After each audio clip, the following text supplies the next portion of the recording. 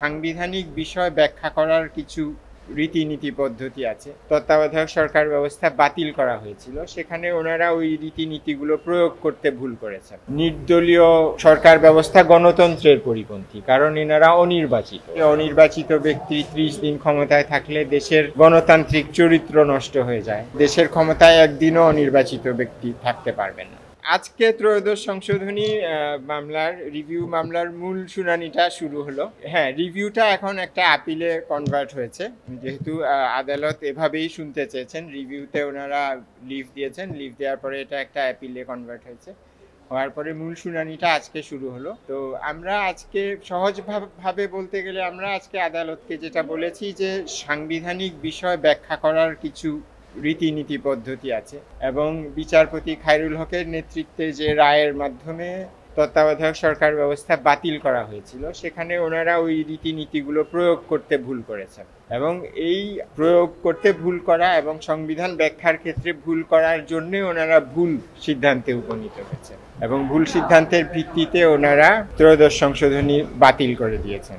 এবং আপনারা তো জানেন যে ত্রয়োদশ সংশোধনীর মাধ্যমে যেটা করা হয়েছিল যে নির্বাচনকালীন একটা নির্দলীয় নিরপেক্ষ তত্ত্বাবধায়ক সরকার ব্যবস্থা চালু করা হয়েছিল, যারা নির্বাচনকালীন সময়ে দায়িত্বে থাকবেন যাতে নিরপেক্ষ নির্বাচন অনুষ্ঠিত হয়। তো সহজভাবে যদি আমি খুব টেকনিক্যাল আইনি শব্দ ব্যবহার না করে বলতে চাই, তো তাহলে এটা বলা যায় যে বিচারপতি খায়রুল হকের নেতৃত্বাধীন বেঞ্চের সংখ্যাগরিষ্ঠ বিচারকেরা মনে করেছেন যে নির্দলীয় সরকার ব্যবস্থা গণতন্ত্রের পরিপন্থী, কারণ এনারা অনির্বাচিত। এবং ওনারা এরকম বলেছেন যে অনির্বাচিত ব্যক্তি 30 দিন ক্ষমতায় থাকলে দেশের গণতান্ত্রিক চরিত্র নষ্ট হয়ে যায়। এবং ওনাদের একটা ধারণা ছিল, বা ওনারা যেটা বোঝানোর চেষ্টা করেছিলেন, যে দেশের ক্ষমতায় একদিনও অনির্বাচিত ব্যক্তি থাকতে পারবেন না। কিন্তু এই যে ব্যাখ্যা ওনারা সংবিধানের দিলেন, এর ফলাফল কি হলো? এর ফলাফল যেটা হলো যে আমরা 10 বছরের উপরে সময় অনির্বাচিত সরকার দ্বারা পরিচালিত হয়েছে, কারণ তত্ত্বাবধায়ক ব্যবস্থা বাতিল হওয়ার পরে 11-12 সালে, এরপরে 14 সাল থেকে বা 18 সালে যে নির্বাচনগুলো হয়েছে, দেশের সব জনগণ জানে যে এগুলো কোনো নির্বাচনই হয়নি, এগুলো সম্পূর্ণ একতরফা একটা সিলেকশন হয়েছে, কোনো নির্বাচন হয়নি। কাজেই 30 দিন অনির্বাচিত ব্যক্তি ক্ষমতায় থাকতে পারবে না বলার ফল দাঁড়িয়েছে যে 10 বছর অনির্বাচিত লোকেরা ক্ষমতায় ছিল।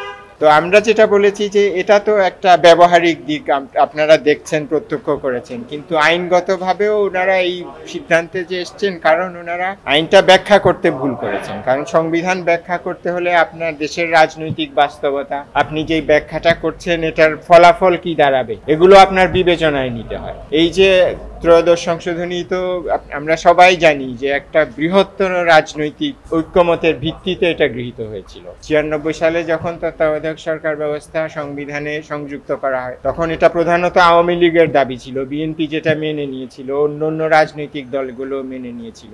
এবং সব রাজনৈতিক দলের দাবির পরিপ্রেক্ষিতে, এবং শুধু রাজনৈতিক দল না, জনগণ এবং সিভিল সোসাইটি এবং যারা ওয়াকেফাল জনগোষ্ঠী, যারা পড়াশোনা করেন, পত্রিকা দেখেন, খবরাখবর রাখেন, সবারই দাবি ছিল যে নিরপেক্ষ একটা নির্বাচন ব্যবস্থা বাংলাদেশে চালু করতে হবে। তো এই যে তত্ত্বাবধায়ক ব্যবস্থা চালু করার যে ইতিহাস, সেটাও কিন্তু আপনি সংবিধান ব্যাখ্যার ক্ষেত্রে একটা প্রয়োজনীয় উপাদান। কিন্তু বিচারপতি খায়রুল হকের নেতৃত্বে যেই বেঞ্চ এটাকে অসাংবিধানিক ঘোষণা করে, তারা এইগুলোও বিবেচনায় আনেন নাই, যেটা কিভাবে আসলো এবং এটা বাতিল করার ফলাফল কি দাঁড়াবে, কোনো কিছুই ওনারা বিবেচনা না করে ওনারা শুধুমাত্র ওনাদের একটা খুবই বায়বীয় একটা সাংবিধানিক ধারণা ভিত্তিতে ওনারা এটাকে বাতিল করে দিয়েছেন। এবং এটা বাতিল করার জন্য ওনারা অনেক বিস্তর বিভিন্ন বই-টই থেকে অনেক উদ্ধৃতি দিয়েছেন, যেগুলো সরাসরিভাবে আমার এই প্রশ্নের উত্তর কিন্তু দেয় না। অনেক ধরনের থিওরিটিক্যাল আইডিওলজিক্যাল বই-টই আছে, ওগুলো আপনার ভালো জিনিস, ওগুলো দিয়ে ফাউন্ডেশন তৈরি হয়েছে ডেমোক্রেসির। কিন্তু আমাদের দেশের যে সুনির্দিষ্ট সমস্যা, একটা নিরপেক্ষ নির্বাচন অনুষ্ঠান করার, ওই যে সমস্ত জিনিসের উদ্ধৃতি দিয়ে ওনারা এই সিদ্ধান্ত নিয়েছেন, সেই সমস্ত বিষয়, এগুলোর ব্যাপারে কোনো সমাধান আপনাকে দেয় না। এবং ওনারা সম্পূর্ণ অপ্রয়োজনীয়ভাবে প্রায় 750 পৃষ্ঠার একটা রায় লিখেছেন। হ্যাঁ, এবং এটা তো আমি মনে করি খুবই একটা অপচয় হয়েছে, আদালতের সময় অপচয় হয়েছে, এবং এটা পরিবেশের জন্য ভালো হয়নি। এখন আমাদের আপিল করতে হলে 750 পাতা করে 10টা পেপার বুক তৈরি করতে হচ্ছে। কাজে এই জাজমেন্টটা আইনগতভাবে দুর্বল, এটার কাঠামোগতভাবে দুর্বল, এবং এটা আমি একবার এক জায়গায় বলেছিলাম যে ত্রয়োদশ সংশোধনী রায় হচ্ছে একটা রায় কিভাবে না লিখতে হয় তার একটা প্রকৃষ্ট উদাহরণ। এবং এটা শুনানি আজকে শুরু হয়েছে। আমরা আমাদের অনেকগুলো বক্তব্য পেশ করেছি আজকে, এবং আমরা আশা করছি হয়তো কালকে আমাদের পক্ষের শুনানি আমরা শেষ করতে পারবো, তারপরে আরো অন্য পক্ষ আছে তারা বলবে। এই বিষয়টা হলো যে বিচারপতি খায়রুল হক এবং তার সাথে যারা একমত পোষণ করেছেন চারজন, আরো তিনজন, মোট চারজন বিচারপতি, তারা আমি যেমনটা বলছিলাম যে ওনাদের এই তত্ত্বাবধায়ক ব্যবস্থার ব্যাপারে একটা প্রধান ওনাদের অবজেকশন ছিল যে এখানে অনির্বাচিত ব্যক্তিরা ক্ষমতা থাকে। তো এই যুক্তিটা আবার যারা মাইনরিটি জাজ ছিলেন, জাস্টিস সোহাব মিয়া, জাস্টিস ইমান আলী, ওনারা খণ্ডন করেছেন। ওনারা খণ্ডন করতে গিয়ে বলেছেন যে আমাদের দেশে তত্ত্বাবধায়ক ছাড়াও অনির্বাচিত ব্যক্তিরা ক্ষমতায় থাকেন, যেমন টেকনোক্র্যাট মন্ত্রীরা ক্ষমতায় থাকেন। এবং সেই প্রসঙ্গে মাননীয় প্রধান বিচারপতি আরেকটা খুবই উল্লেখযোগ্য উদাহরণ দিয়েছেন, সেটা হলো আমরা গত 10 বছরে দেখেছি যে অনেক অনির্বাচিত ব্যক্তি মন্ত্রীর পদমর্যাদায় উপদেষ্টা হিসাবে ছিলেন প্রধানমন্ত্রীর, এবং অনেক ক্ষেত্রেই উপদেষ্টাদের ক্ষমতা নির্বাচিত মন্ত্রীদের চেয়েও বেশি ছিল। কাজে আমরা তো অনির্বাচিত ব্যক্তিকে দেশ পরিচালনার ক্ষেত্রে মেনে নিচ্ছি। যেহেতু আমরা মেনে নিচ্ছি, জনগণ যদি নির্বাচনের 90 দিনের জন্য মেনে নিতে চায়, তাহলে তো এটা আদালতের বলা উচিত না যে এটা জনগণ করতে পারে না। জনগণের ইচ্ছাই সর্বোচ্চ। কাজেই জনগণ যদি ইচ্ছা করে যে তারা 90 দিনের জন্য অনির্বাচিত ব্যক্তিদের দ্বারা শাসিত হবে, যাতে করে একটা দেশে সুষ্ঠু নির্বাচন হয়, সেই জিনিসটা তো আদালত বাতিল করতে পারে না। যেহেতু আদালত, এই পুরো সংশোধনীটা এসছে জনগণের একটা বৃহৎ ঐক্যমতের ভিত্তিতে। এটা বলতে চেয়েছি যে ওনারা সব ক্ষেত্রে ভুল করেছেন এই জাজমেন্ট করতে। ওনারা সংবিধান আইন ব্যাখ্যা করার নিয়ম নীতি প্রয়োগ করতে ভুল করেছেন। ওনারা দেশের বাস্তবতা বিবেচনায় নেননি। ওনাদের রায়ের ফলে যে দেশে গণতন্ত্রহীন হয়ে যাবে, স্বৈরতন্ত্র, একনায়কতন্ত্র চালু হবে এবং 1000 মানুষকে জীবন দিয়ে সরকার পরিবর্তন করতে হবে, এই সমস্ত কোনো কিছুই ওনারা বুঝতে পারেন না। এবং একটা সাংবিধানিক আদালত হিসাবে এগুলো ওনাদের বিবেচনায় নেওয়া উচিত ছিল। কাজেই ওনারা আইন বুঝতেও ভুল করেছেন, আইন প্রয়োগ করতেও ভুল করেছেন এই জাজমেন্টের ক্ষেত্রে। কাজেই এটা সম্পূর্ণভাবে একটা ভুল জাজমেন্ট। হ্যাঁ, সেটা হলো যে আপনারা জানেন যে যেহেতু আপনারা এই বিষয়ে রিপোর্ট করেন, আমি ধরে নিচ্ছি যে সংবিধানের বেসিক স্ট্রাকচার বা কিভাবে সংশোধনীগুলো বাতিল হয় এগুলো বিষয়ে আপনাদের বেশ খানিকটা জানা আছে। এবং আমাদের দেশে আপনারা জানেন যে সংবিধান সংশোধনী অনেকগুলোই কিন্তু অসাংবিধানিক ঘোষিত হয়েছে, এবং অসাংবিধানিক ঘোষণা হওয়ার প্রধান একটা কারণ হয় যে এটা সংবিধানের মৌলিক কাঠামোকে এটা আহত করে বা মৌলিক কাঠামোকে আঘাত করে।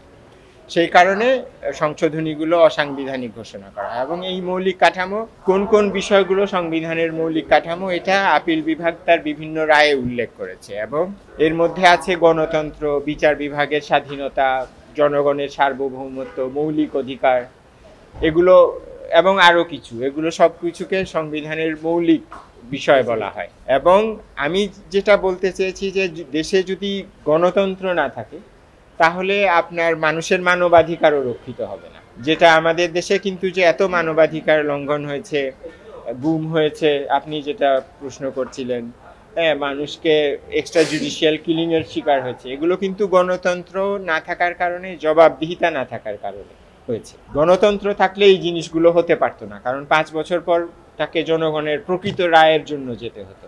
কাজেই সে গুম করলে তো সে বুঝতে পারতো সে রায় পাবে না। যেহেতু তার জনগণের রায় প্রয়োজন নেই, কাজেই সে যা খুশি তাই করতে পেরেছে, গুম করতে পেরেছে, মানুষকে খুন করতে পেরেছে।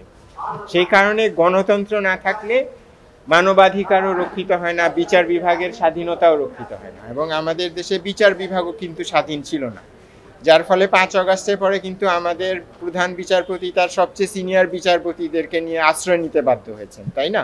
এইগুলো তো দেশে গণতন্ত্র না থাকার ফল। সেই জন্য আমি বলেছি যে গণতন্ত্র একটা মূল কাঠামো। আপনি যখন ত্রয়োদশ সংশোধনী দিয়ে গণতন্ত্রকে ধ্বংস করলেন, তার মাধ্যমে অন্য মূল কাঠামোগুলোকেও আপনি ধ্বংস করলেন, যেগুলো হলো বিচার বিভাগের স্বাধীনতা, মানবাধিকার, জনগণের সার্বভৌমত্ব, এই সমস্ত কিছু আপনি ধ্বংস করলেন, যার ফলে আপনি এই ধরনের গুম খুন এই সমস্ত জিনিস দেশে হতে পারল। আমি তো মনে করি হয়তো এই বিষয়ে আমরা আদালতে সাবমিশন রাখবো যে এটা কি হবে। তবে আমার মতামত হচ্ছে, এবং এই মতামত আমি আমার ধারণা আগেও বলেছি, পঞ্চদশ সংশোধনী মামলার সময়ও বলেছিলাম, যে এখন এই রায়ের মাধ্যমে যদি তত্ত্বাবধায়ক ফিরে আসে, আমার ধারণা ধারণা, আমার মতামত, আইনগত মতামত হচ্ছে এটা এখন যে নির্বাচন হবে তার পরের নির্বাচনের ক্ষেত্রে কার্যকর হবে। কারণ তত্ত্বাবধায়ক সরকার ব্যবস্থা যেটা আছে যে সংসদ ভেঙে দেওয়ার একটা নির্দিষ্ট দিনের মধ্যে এটা গঠিত হয়। কাজেই আমরা সংবিধানের ওই যে ফর্মুলা তার মধ্যে এই তত্ত্বাবধায়ক ব্যবস্থাকে ফেলা যাবে। কাজেই এখনকার যে আমাদের সাংবিধানিক অবস্থা এটা একটা ভিন্ন সাংবিধানিক অবস্থা, এবং এই অবস্থায় আমার মত হচ্ছে, এবং আমি এটাই কোর্টকে সাবমিশন করব, যে তত্ত্বাবধায়ক ব্যবস্থা ফিরে আসলেও আগামী নির্বাচন বর্তমান অন্তর্বর্তীকালীন সরকার করবে, এবং রায়ের মাধ্যমে যে তত্ত্বাবধায়ক সরকার ফিরে আসবে তারা এর পরবর্তী নির্বাচন করবে।